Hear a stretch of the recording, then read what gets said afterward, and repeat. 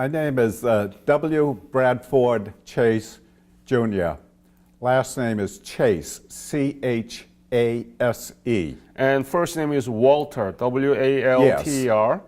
And your middle name is Bradford. Bradford, but that's the name that I've always gone by during my lifetime. So I will call you Brad during this interview. Okay. Is that okay? Yes. Great, great. What is your birthday? October 9, 1931. And where were you born? Boston, Massachusetts. Wow, big city. So you know the Boston right now, and you born there, so you have a completely before and after picture of Boston. How can you describe the Boston in 1930s and now? In the 1930s, it was during a period of what we call depression in this country. People were very, very poor. And I think the stock market crashed in 1928, and it was almost a 10-year period where this country was, a lot of people were poor. People committed suicide because they couldn't run a business. And what I remember is my father and my uncle had a small business for window shades, Venetian blinds, storm windows, that sort of thing. So they would spend the days, my father was the head salesman, he would go knocking on doors in houses trying to sell window shades or Venetian blinds or something. And he would do that all day until supper time. And then after supper, he would go back to work, and they would manufacture the window shades or whatever the particular homeowner purchased. And so it was the next day they would deliver what my father had sold. I see. But my father and my uncle worked a good 14 hours a day. Wow. Every day. Every day. Six days a week. So I remember my neighbors really didn't have anything. People were, compared to today's lifestyle, they were very poor. Very poor.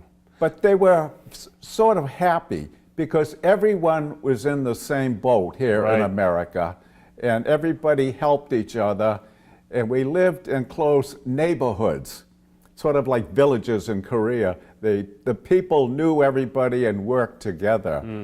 And then when World War II started, or America got involved, 1938, 39, manufacturing things, a business picked up. But that's what saved the Depression, I think, in the United States. That's a very important point. But for my family, it was not good in another way, because all the materials that were used for window shades, Venetian blinds, the metal, storm windows and everything, all went to the war effort. So my father and my uncle still had to work extremely hard. So it was not until after 1945 or 46 that we became not never rich, but there were tough times. Yeah. So looking back, comparing those early years of my childhood, it reminded me so much of Korea when I was there. I fell in love with the Korean people. I sympathized with them, and I had the opportunity that the average GIs did not have. I was out in the villages every day. I had a Korean indigenous employee for the United States Army that was my translator. So I was able to talk with the Koreans, whereas a lot of the soldiers that went to Korea never heard of the place before they went, and then they didn't know 10 words when they left. But I had the opportunity to hear Korean being spoken every day, and I became so attached to the really poor, destitute people in the villages. And I'll tell you up front, I suffered post-traumatic stress syndrome years later, because not the killing and the war or something, but it's what the Korean people went through to survive. And then, So you suffered because you saw miserable condition of the Korean people, right? yes, yeah. And that still bothers you? I'm a very emotional person, even today. So I identified with the Korean people, whereas the average American soldier never had the personal contact with them. So you have a very close contact with many Korean people, and you learn that they are in a miserable condition, so that Yes. you still Yes. remember those. Yeah, they didn't know where the next meal was coming from. They basically just had rice 3 times a day or very little. So we Americans would get some of the American food from the mess hall sometime and hand it out a little bit, but just in sympathy. So when you see that miserable condition in Korea, how would you describe it in adjective? What will be the adjective that you were thinking at the time? I don't have polite language to describe Please it. do it. But it was in the village. The people all lived in shacks, not even halfway built buildings. They built whatever they could from scrap material of leftover military equipment or whatever. And there was no inside plumbing. There was no toilets or anything. There was no running water. There was no heat that at least the Americans were accustomed to. And so it was, to put it politely, the devastation of Korea at the ceasefire was just unbelievable to an American. Yeah. And So you were disheartened, right? You were very kind of disheartening, right? yes. Yeah. Yeah. And have you been back to Korea? Yes. When did you go? On my 50th anniversary in 1953, about 1953, it was about 50 years later, I had a son who was in the United States Army, and he was promoted to lieutenant colonel. So I went back to go to Korea and pin on his silver oak leaf. He was promoted to lieutenant colonel. So every promotion he got, he was an officer, and every promotion from second lieutenant, first lieutenant, all the way, I went all over the world to pin on his rank. Wow. Because I was so proud of my son. So I did go back 50 years later. I have had the opportunity in the last 3 or 4 or 5 years to go free ride with a Korean doctor who raises money in the United States, in New York, and once a year goes back to Korea and donates like $25,000 American to some Korean orphanage. And he likes to take some Americans, congressmen or important people. So he was he thought I was very important because I was a lawyer. I worked for the United States government for 38 years, and but I've had slight medical problems, and I didn't want to take the chance of going over. So what And is your son's name? my son's name? W. Bradford Chase III. Yeah, he has the same name as I, Walter Bradford Chase III. And he was in Korea? Yes, he served a 1-year tour in 2003. He was the senior chemical officer for the United States 8th Army in Seoul. So he did a one-year tour, so I went over and visited him for 15 or 17 days. So you just told me about desolate situations in Korea when you were in there in 1954, 3, and then you went back to Korea 2003. How different was it? Oh, when I left Korea, Seoul, there was not a single building structure more than 2 stories high in the capital city of Seoul. And when I arrived back 50 years later, I went into the downtown Seoul area, and instead of crossing the one bridge over the Han River, there are now, I think, 22 bridges. There are skyscrapers everywhere that reminded me of New York City. The change was just, you didn't see the Korean farmers barefoot walking on the dirt road carrying an A-frame loaded with hay or something. Everybody was in an automobile, or it was the difference of night and day between how Korea has come back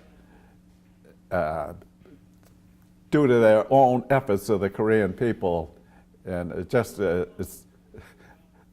I can only say it's the difference of night and day, because to go to a capital city, I didn't know my way around much before in Seoul, because I was always up on line. But when I went by the South Gate, I'd know where I was and everything. But to see those beautiful buildings, and the people were, the Korean people were beautifully clothed, dressed, and they looked neat, and they all looked very businesslike. They knew where they were going, and it was just 100% different change. And it was. So how did you feel about your service? It was a great feeling to know that Korea, the Republic of Korea today, is the only country in the world, in my opinion, that appreciates what the Americans did to assist them during their wartime. And every year, the Koreans do something for Americans. I'm embarrassed. We have a consul general here in Boston who every year puts on a beautiful luncheon or dinner for maybe 350 Korean War veterans, and puts on an entertainment with Korean music and dancing. And it's just a beautiful show for any Korean War veteran. And the Germans, the French, even the English have not thanked us much. So, And when did you graduate high school? June of 1949. And what high school? Newton High School, Newton High School in Massachusetts. And did you know anything about Korea at the time? Did you know where it was? Well, with one exception, my older sister had a boyfriend that his closest friend went in the United States Army around 1946, after World War II. And lo and behold, he was in the 7th Division, the division that I ended up with. So I knew that this fellow, John Learmont, was in the 7th Division, but he didn't learn much about Korea. He was just a grunt, just a soldier on the ground. But that's the only thing I knew about Korea, because in my schooling, I don't believe they ever taught it in geography classes anything about Korea, or other than referring to Japan as Japan having attacked the United States. And colonized Korea, right? Yes. So after that, what did you do? When did you join the military? I went to Babson College in Wellesley, Massachusetts. I took a 4-year course, college degree course, in 3 years.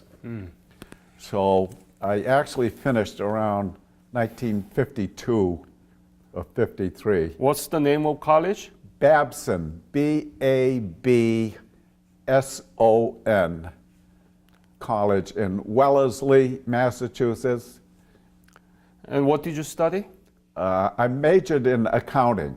It was a business school at the time. And then when did you join the military?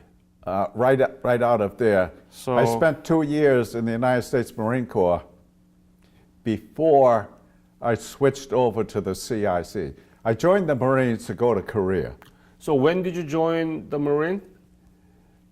25 March 1952. You enlisted, right? Yes. And And the Marines just were going to make a clerk out of me and stay in the United States. And I was really gung-ho. I wanted to go to Korea and do my job. So subsequently, after about 2 years, so maybe 1954, through political influence, the senator from Massachusetts, Leverett Saltonstall, in 3 days was able to get me a transfer from the Marine Corps into the United States Army, the CIC, Counterintelligence Corps, which is what I wanted. And so why? I had a neighbor, much older during World War II, who was a CIC agent in Europe. And I always looked up to him as the smartest guy I ever knew. And he just had a bearing about him that I admired. And then I remembered, well, backing up a little bit, I realized as a child during World War II that you can have the strongest army in the world, but if some spy gets information, one good spy is worth 1,000 enemy soldiers. You know, so this neighbor had been in the CIC, and I just admired him. So That's why you. Also because of the strict requirements for entrance requirements for the CIC. You had to be, at that point, 22 years of age, a native-born American citizen, and had no relatives living in a foreign country. And for the entrance exams to qualify, you had to have a 10-point average higher than for an officer in the United States Army. So it was the qualifications, the entrance requirements were the toughest in the Army at that time, higher than just an officer. So I was very fortunate to get in, and I associated with some of the most intelligent, not that I'm intelligent, but with the people that I was in, graduates of Harvard, Yale, Stanford, all the big universities in this country. So when did you transfer to CIC? When was it? Sometime between March of 1954. So I actually ended up in Korea after the ceasefire. But at that point, it was very hostile conditions, whether or not Syngman Rhee wanted to go north again, and the politicians in the United States were afraid of starting a World War III and everything. So when did you arrive in Korea? May 15th, 1954. Where did you arrive? Where? Yeah. Busan, Incheon? K-14, K-14. which is Oh, I forgot the name of it. Outside of Seoul. Yeah, Gimpo. Gimpo? Yes. Yeah. I was fortunate enough, CIC agents were fortunate enough to be able to put on a plane in the United States Yeah. and fly military air transport rather than going on a troop ship for Right. 21 days. So tell me about Gimpo, the first Gimpo that you saw. How was it? Well, I was picked up by some CIC agents from the headquarters in Yeongdong-po, just below Seoul. And they came in I think I had a deuce and a half truck, something. So anyway, I remember taking my luggage, throwing it in the back of the truck, and sitting in the back of this big truck with some other agents too, going for the CIC headquarters, and looking out on the dirt road. And of course, there was no paved streets then. It was all dust and dirt. And I remember, because of the poor road conditions, the trucks had to go very slowly. So I was constantly looking out the back of the truck. The first sight, the first memory I have of landing there was seeing a Korean woman by the side of the road, squatting, urinating in the street with all people all around her. And to me, an American, that really shocked me. And that was my first memory of Korea. So you belong to CIC, but what was your unit, bigger unit? 7th Infantry Division? For 4 days, I was with the 308th CIC headquarters in Seoul. Or I think it might have been Yeongdong-po. And then after 3 or 4 days being there, I was assigned to the 7th Infantry Division, which was what they call up on line at that point. And we were my unit was about 6 miles north of the 7th Division headquarters in a little village called Habongam-ni, Idam-yun, Yeongju-gun, Gyeonggi-do, Korea. And we had a small CIC unit, and it was probably 2 acres in size, surrounded by barbed wire. And there was also another military intelligence, positive intelligence unit that shared the 2 acres of land there with us. So tell me explain about CIC. What does that do, and what was your main job? What did you do actually in CIC? So you have to explain what CIC is. What did you do? Okay, the CIC is the Counterintelligence Corps, United States Army. The mission of the Counterintelligence Corps at that time was the detection of treason, sedition, subversive activity, and disaffection, and the detection and apprehension of preventing espionage, enemy espionage, and sabotage within the Army establishment or in such areas over which it might have jurisdiction, meaning Korea, in certain areas. So basically, in my particular unit, I was originally assigned to the 31st Infantry Regiment. I was responsible for all intelligence activities in the 31st Infantry Regiment area. I did not live with the 31st, but daily I would go out. So my first couple of weeks, we conducted security inspections on the U.S. Army unit there in the 17th. Security inspection, checking to make sure that all their classified papers were locked up in a safe, that the barbed wire around the units was complete. And it's a regular investigation to make sure that each small unit is following the rules. How was it? Was it good?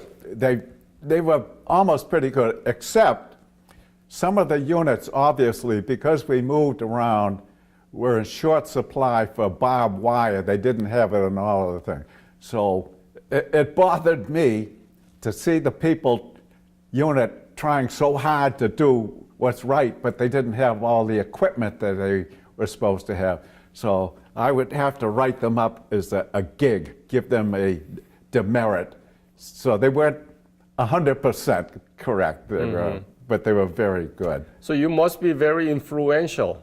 Everybody look up to you, right? Exactly, because I neglected to say I didn't wear any rank on my shoulder.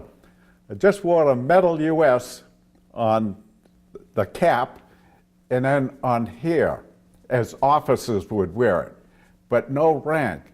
So you were above the rank. yeah, and also another part of the United States Army, the CID, Criminal Investigation Division of the military police agents, they did not wear rank either. Now the purpose of that was when we had to interview military officers or somebody that outranked us, if I wore, say, a corporal's stripes and I had to talk with a captain or a major, he'd look down his nose at me. But on the other hand, when I walk in with a clipboard and say, Captain Williams, blah, blah, blah, blah, they would jump. I never met a smart American officer who didn't stop and think, this guy's only 22 or 23. He might be a lieutenant, but I don't think he'd be a captain or anything. Maximum, but right? I've had captains, and once I had a major salute me right off the bat. Uh-huh. What was your actual rank at the time? What was it? E4, corporal. Because when I was in Korea, there was a freeze on hiring for 11 months. All the money in the United States Army was going to Europe, to rebuild Europe. And so, but I didn't care. So you enjoyed it? I was treated like an officer anyway, and everybody was really came to attention whenever I walked in. So Criminal Investigation, CID, what's the CID, Criminal Investigation Division. Division. They were like the detectives of the military police. They were part of the military police. But, so were there any case that you really find there was really something wrong? Any cases, any episode while you were investigating this, what is it, the counterintelligence stuff? I have stories that could go on for 5 hours. Just for one good one. Oh gosh. I have to admit that I don't think I ever had any big cases. They started out like that, but then investigating and find out that there weren't many spies, and let me just digress for a minute. Yeah. The other part of my work is every day is liaison with the chiefs of police in the village or the Mun chiefs or anything. I was out there every day so that they would know me. When they had information, they would contact me, and we'd use that. When I first went to Korea, it was hush-hush. Nobody knew who I was, and I didn't associate with anybody, and I figured, hey, I'm not doing my job. If these people have information for me, how am I going to get it? So that way I became a liaison type work. Did that So one day in the winter, when it was what you call a condition red, it was so cold and it was icy, the roads are icy, condition red means not even tanks move because it's so slippery and everything. So we got a call from the commanding general of the 7th Division that they had caught a spy in the headquarters. And so... You mean Korean spy, right? Korean people. spy, yeah. It was an indigenous employee that was caught leaving the division area with a stack that big of confidential papers, secret papers, or some top secret and everything, riding on his bicycle going home.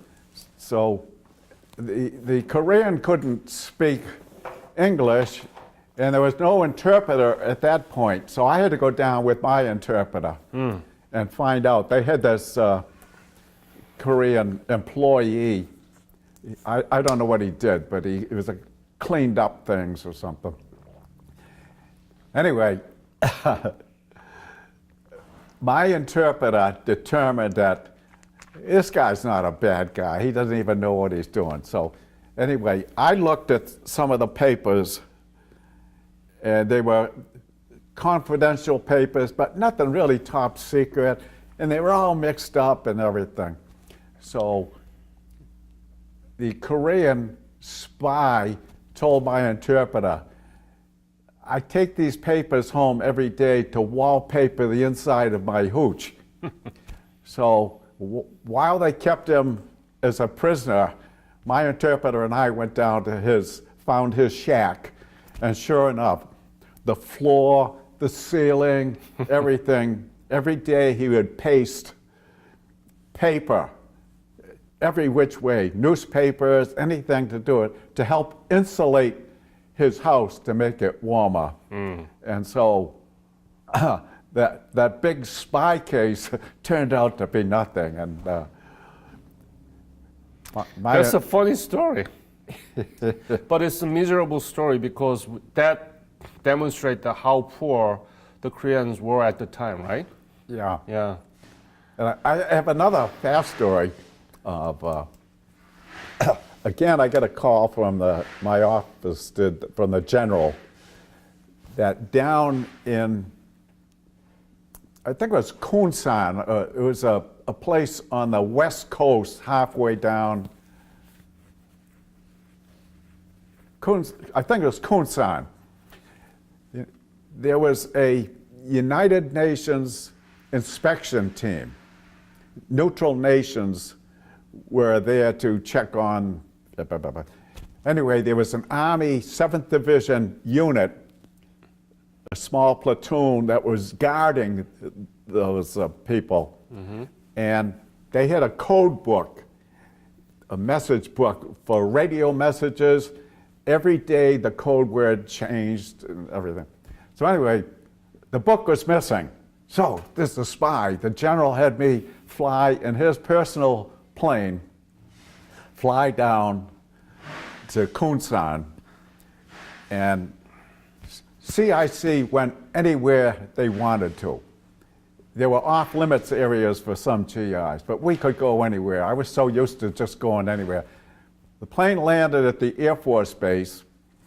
I found the message center where there was a missing code book, interviewed a lot of people, and I determined the book is got to be around here somewhere. So I spent a day or two there overnight, and then I had arranged with the general's pilot to come back the next morning at 10 o'clock to pick me up, to bring me back up to 7th. So I was, about 20 minutes to 10, I arranged for a Jeep to take me out to the flight line to pick up the 7th Division plane to go back. All of a sudden, this Air Force sergeant says, "The colonel wants to see you." And so I went in to see this Air Force colonel, the base commander, and he was about 6'6" tall, big, tall man. And he starts screaming at me, "What the?" Using vulgar language. It took me 5 minutes to find out that what he meant was I, Army, went on an Air Force base without checking their security or going through. And it blew his mind that an Army guy could stay overnight on his post and he didn't know about it or anything. So he was screaming at me, he's going to have me court-martialed and blah, blah, blah.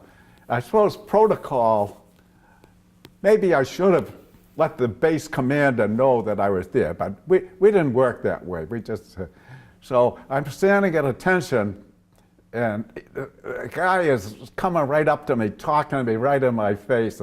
I thought he was going to punch me out or something. So just then, another sergeant knocks on the door of the colonel's office. He comes in, he says, sir, there's an F-86 going to crash land out here now. So the colonel grabs his hat, goes out another door. When he took off, I went out this way, and I went out to the flight line. The most beautiful sight I had ever seen was that 7th Infantry plane circling around and coming in for a landing on another runway. I went running out while the propeller was still going, got on the plane and flew back home. But did you find the code book? What happened to the code book?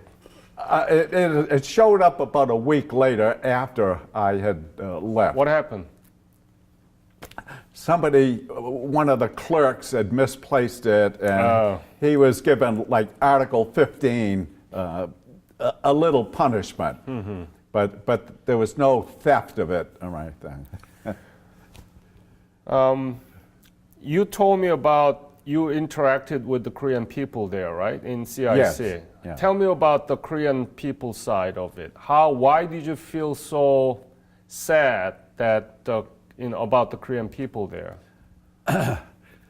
Why? What did you see?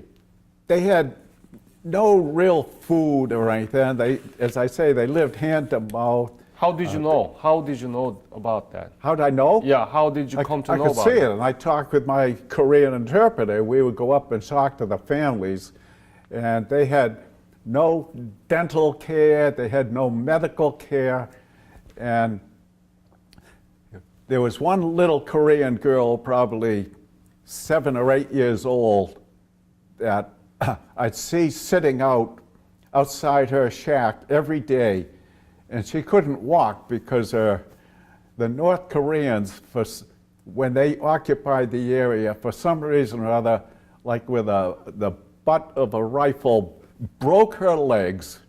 She never had any medical care, so that the bones didn't heal properly and everything. And it made me so sad, I almost cried right on the spot, because I came from America, the greatest country in the world, and what we had compared to those people is nothing. What else did you see about Korean people there? They were, I thought they were all good people. They were what we Americans at that time called the salt of the earth. Good people, hardworking people that were either farmers or agricultural type people. And they had to work hard for everything they had. And it's just, I admire that work ethic, people that work hard instead of those that just sit back and wait for the government to take care of them, or lazy type people. They're all hard workers. And they were very simple people, not educated, but the kind of people I admired. You know. When did you leave Korea? I ended up serving a 16-month tour. So it would have been 16 months from, I think I told you May that I arrived. Yeah, 54. Yeah, okay, so it would have been 56? September 2nd of 55. 56. Right? You arrived in May 54. And 16 month is 56. Be 55. Oh, 55. Yeah, 55. I'm sorry. Yeah. And when you left Korea, had you ever thought that Korea would become like this today? No, I didn't. In fact, the first year I was in Korea, I did not learn one word of Korean. Even though I heard it spoken every day, I just sort of almost had a mental block against it. I forgot to tell you that I went to 4 months of Japanese language school in the Army training too. And I was a little upset at first that I spent all that time, day and night, 7 days a week, learning Japanese. And then when I got to Tokyo, they say, don't put your bags down, they're going to Korea. And I thought, oh, gee. But after 1 year, I began to pick up a lot of Korean phrases, but I also heard so many bad words, dirty language for American GIs, which was fractured. So what do you think about, and after you come back, what did you do? You become a lawyer? No, I had another year tour of duty in the United States, down in New York on Long Island. I was in a civilian clothes capacity as a CIC agent. I was still in the Army, but basically I conducted background investigations on people trying to get a security clearance with the government, specifically with the Army. So I did that for a year, and then in the United States at that time, we had what we call a Korean GI Bill of Rights. Yes. And so long story, I had a girlfriend that I broke up with her, and I went back to law school to get my head on straight. So that's why I went to law school. But before I was graduated from law school, I took a test. I saw an ad in the Boston newspaper for a special agent, intelligence division, United States Treasury. So that was in about April of 1 year. I figured, what the heck, I'm going to school, I'll take this test. I did not hear anything from the Treasury for April, May. One day in August, that summer, I got a telephone call to come into Boston to interview for a special agent, United States Treasury. So I went in there. Make a long story short, in 1 day, my first visit, they hired me on the spot. So I did 27 years as a special agent in the intelligence division, which is now called a CID, Criminal Investigation Division. But at that time, I was one of the 5 U.S. Treasury agents, Secret Service, ATF, Wow. Inspection Service. The Coast Guard intelligence, way back then in the 50s, was part of United States Treasury. So I was one of, so the Treasury agents at that time were so small, when the Secret Service needed extra bodies, say the president would come to Boston, I would be on his bodyguard detail for a day or a week at a time. And when ATF, alcohol, tobacco, and firearms, had a raid and they needed extra bodies, I would go there.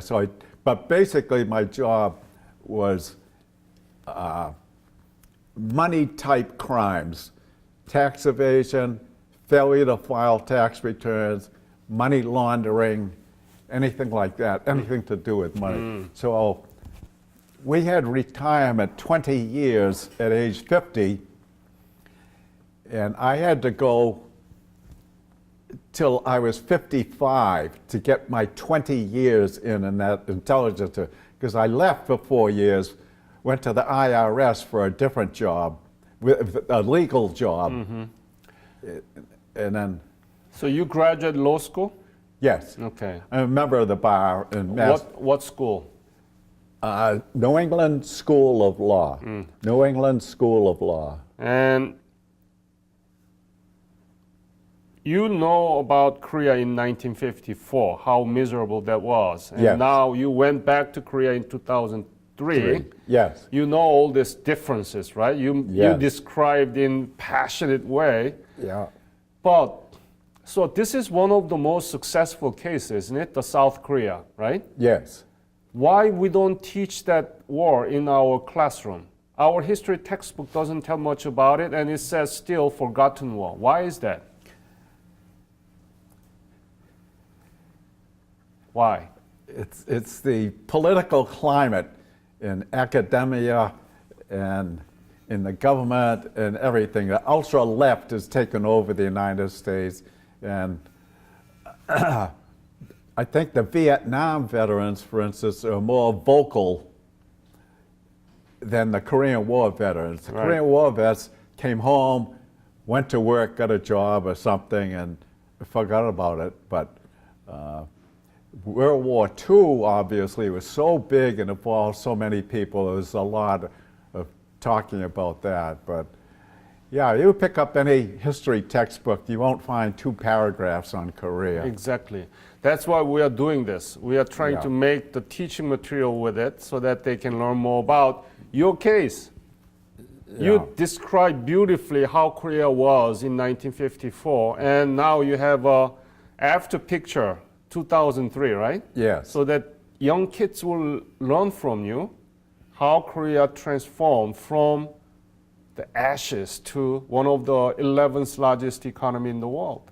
Right. Do you know that we are Korea now 11th largest economy in the world? I would have said it was almost the 5th or 6th, but it's the 11th, that sounds right. Uh-huh. Yeah. All right. I don't know. Your interview is beautiful because you have such clear picture of before and after of Korea. Right. And you had a close contact with the Korean people where that you really suffered psychologically, right? Yes. So I think this is beautiful interview. Any other things that you want to say to this interview? What is Korea to you personally now? I love Korea. I think of it, I could almost cry now, 50 plus years later, 60 years later. I love the Korean people. I love the country. I love everything about Korea.